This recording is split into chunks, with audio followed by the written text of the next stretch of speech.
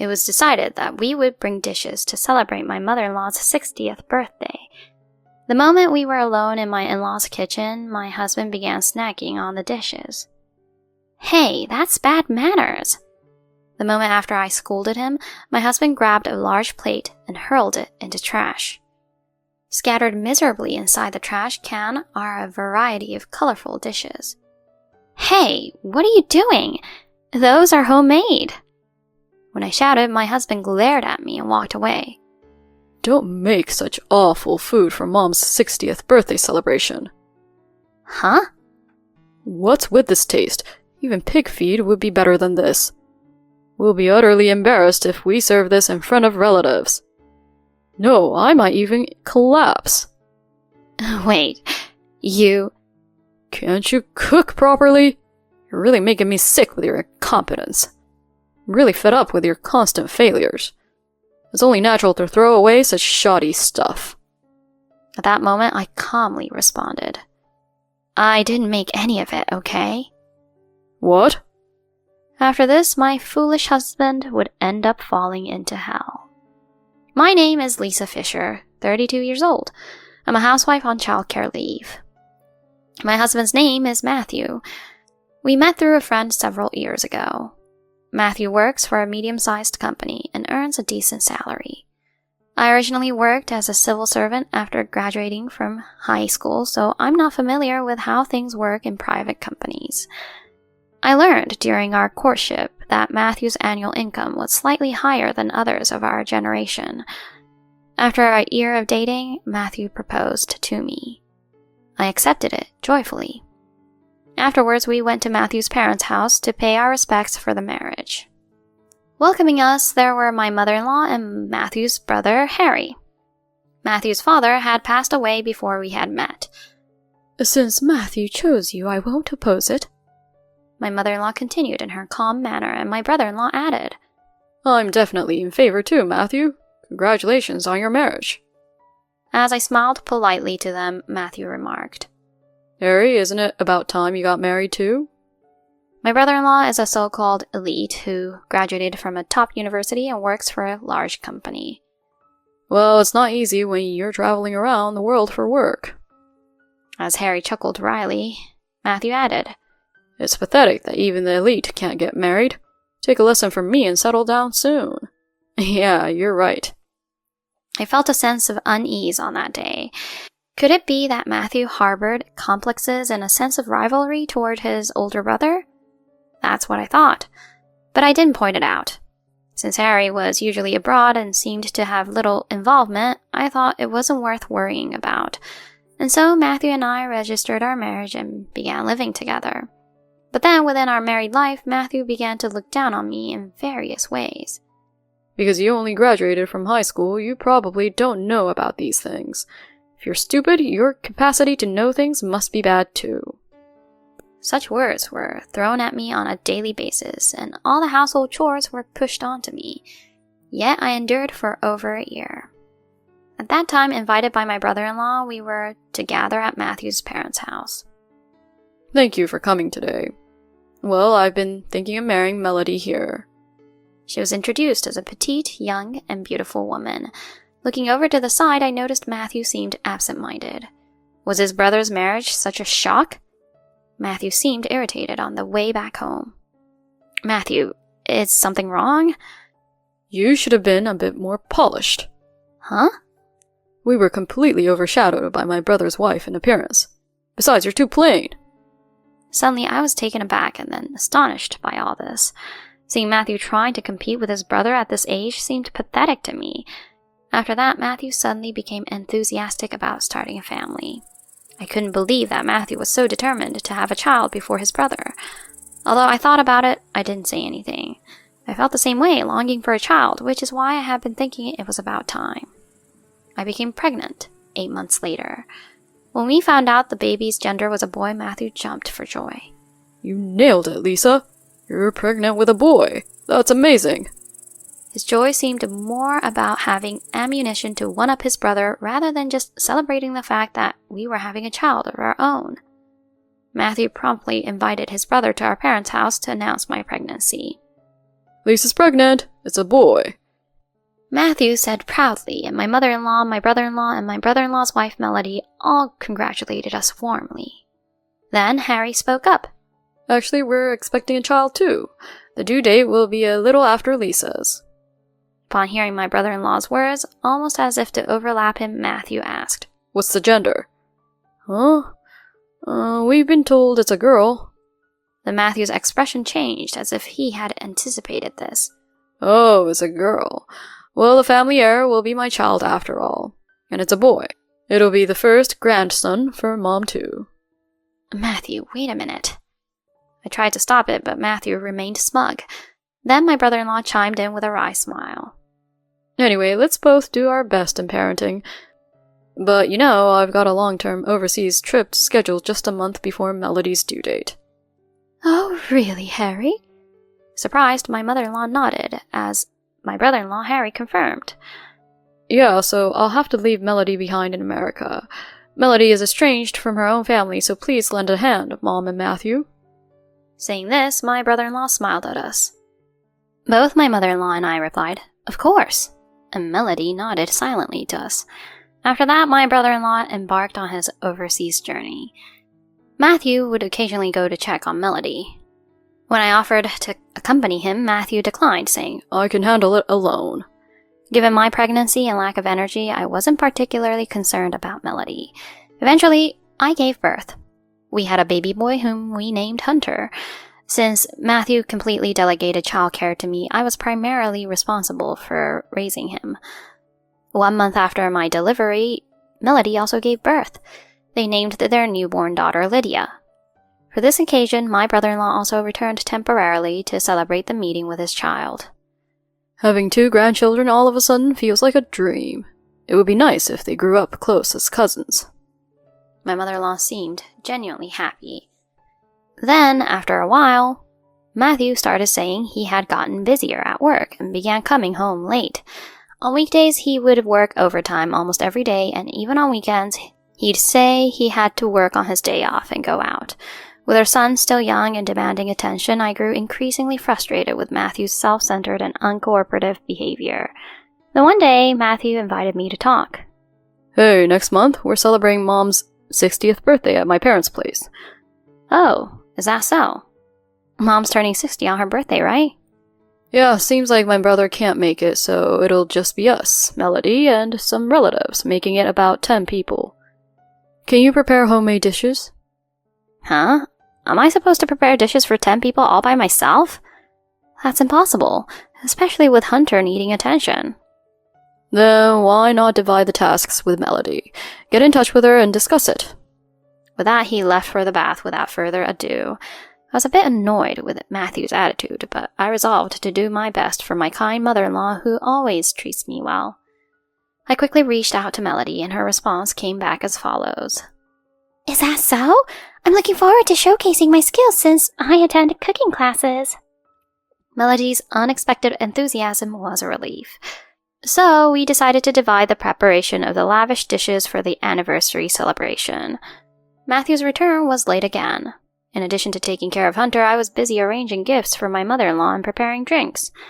The day before my mother-in-law's 60th birthday celebration, I was out in the afternoon for Hunter's checkup. By the time it finished, it was evening and Hunter was sleeping soundly, so I decided it would be nice to dine out. I went to a favorite restaurant where my husband and I used to go during our courtship days, and as I waited for our food to arrive, I suddenly heard a familiar voice. Is this place okay for today? Wow, Maddie, you know such stylish restaurants, don't you? And who should appear but Matthew himself. Moreover, he was accompanied by none other than my brother-in-law's wife, Melody. Up to this point, one might think that my husband was just taking Melody out to eat while checking up on her. However, Melody called Matthew Maddie earlier. Would she use such a nickname in a relationship like that of sister-in-law and brother-in-law? On the spot, I decided to hide and eavesdrop on their conversation. Actually, this place used to be my wife's favorite. We used to come here often. Huh? Don't talk about that person. I'll get jealous. Well, well, I really don't think anything of such a plain wife anymore. I tremblingly started recording with my phone. Did you leave your daughter with the babysitter again today? Yeah, because my husband earns good money, it's a breeze. As for my husband, there's only just money, You're a bad wife. But you, even though you've just given birth, it's impressive that you're wearing makeup properly. I wish my wife without makeup at you could learn from you, haha. While Matthew and Melody laughed and joked, my hands were trembling the whole time. Shall we meet at the usual place after dinner today? Yeah, that's fine. Shower me with affection again today. Just then, Hunter woke up. Worried they might notice, I left them at the store and slipped away. Pushing the stroller on the way home, I was fuming. Never did I expect him to cheat while not helping me with childcare, and with my sister-in-law of all people. How much more can they mock me and my brother-in-law? I'll never forgive them. At that moment, I firmly swore to myself, I'll make them see what they've done. When Matthew returned home as if nothing happened, I greeted him, then messaged Melody on WhatsApp the next day. Hey, I have something to discuss. Then I received this response from Melody. It's okay. I also have a little favor to ask you. We exchanged WhatsApp several times after that. Thus came the day of my mother-in-law's 60th birthday celebration. As the relatives began to gather, Melody and I were in the kitchen preparing food. One dish after another was placed on the ornate plates I had bought after our marriage. Hey, let's get started. I'll bring the alcohol and dishes, Matthew said pompously, and Melody replied with okay as she carried the alcohol into the living room. Meanwhile, my mother-in-law was busy entertaining relatives, leaving just Matthew and me in the kitchen. Then, Matthew began snacking on the arranged dishes.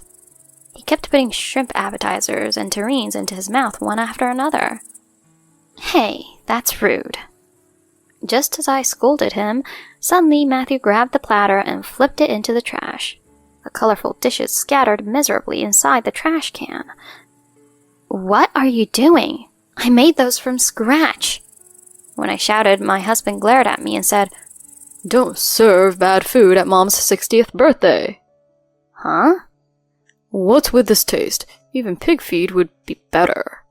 Serving this in front of relatives would be embarrassing. Heck, I might even collapse. Wait, you... Can't you even cook properly? You're really useless, and it's annoying. This kind of shoddy stuff deserves to be thrown away.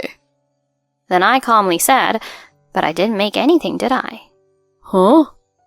Matthew looked puzzled. What are you talking about? These plates are ours. Then it's the food you made, isn't it? No, I just brought the plates. Someone else made the food. In the next moment, there was a sound of something breaking at the kitchen entrance. Standing there was Melody. What's going on here? What is this? Why is my food being thrown away? Huh? With Matthew visibly shaken, I quickly exclaimed, I wasn't feeling well yesterday, so I asked Melody to do all the cooking today. I took plates from our house too, though, because we didn't have enough plates. I wasn't actually feeling unwell. Fueled by suspicions of infidelity, I wanted to push all the work onto Melody. I felt she took it gladly, but I never expected Matthew to make such a drastic move by throwing it away. This is getting interesting. No way. Mel, I'm sorry. My husband was so flustered that he even forgot to call her Melody. I heard it all. You say you'd rather feed the pigs. What a thing to say. I'm sorry. I just wanted to... At that moment, my mother-in-law and relatives, alerted by the commotion, came into the kitchen. Understanding the situation, everyone began to berate Matthew one after another.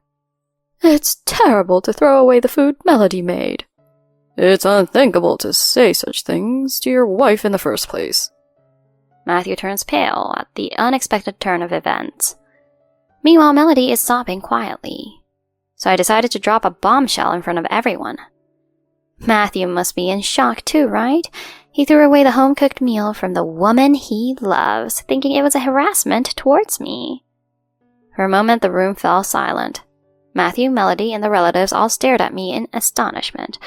My mother-in-law asked, trembling, Matthew, What on earth does that mean, the woman you love? At that moment, I took out my phone and played the conversation I recorded the other day. My husband has money at least. You're a bad wife, but you're amazing putting on makeup properly even though you just gave birth. I wish my wife without makeup at home could learn from you. Shower me with affection again today. Listening to their disgusting conversation, the expressions of our relatives and my mother-in-law changed abruptly. Wait a minute, Matthew. What's the meaning of this? This is a misunderstanding. Yes, this isn't us. It's a conversation between different people. I calmly told Matthew and Melody, who were both making excuses. But your names, Melody's name and Matthew's, were mentioned in the conversation, right? At that, our relatives and my mother-in-law glared at Matthew, demanding him to tell the truth. Eventually, Matthew seemed to resign himself, dropping his shoulders heavily. I just wanted to steal my brother's woman. I wanted to feel superior to my brother, who always outshined me. Huh? Didn't you say you loved me? Was that a lie? Despite Melody's outburst, he ignored it and continued. Don't tell my brother about this. Just keep it here and now, okay? Got it? Is that clear? The next moment, a voice echoed through the room. It's too late, Matthew, Melody. Harry! There was my brother-in-law, whom I had contacted. I rushed back home, and the evidence isn't just Lisa's recording. I suspected Melody and secretly kept tabs on her. There are mountains of photos, too.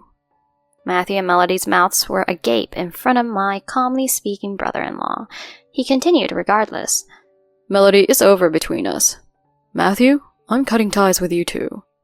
Prepare yourselves. I'm going to claim compensation from both of you. Huh? No way, Harry. I'm sorry. Melody started clinging to Harry while Matthew approached me. Lisa, you're not going to leave me, right? I'll apologize for the affair. Let's stay together. I pushed him away and shouted, That's not happening. You and I are getting divorced too. I'll demand compensation from both of you. I get Hunter's custody. You don't ever show your face again, you scumbag. Oh no. Matthew had become like an empty shell, and Melody started crying hysterically in a half-mad state. Their relatives ended up kicking them out of the family home. Afterward, divorces were finalized between me and Matthew and also between Harry and Melody. We both filed for alimony against each other's ex-spouses, resulting in each of them having to pay $60,000.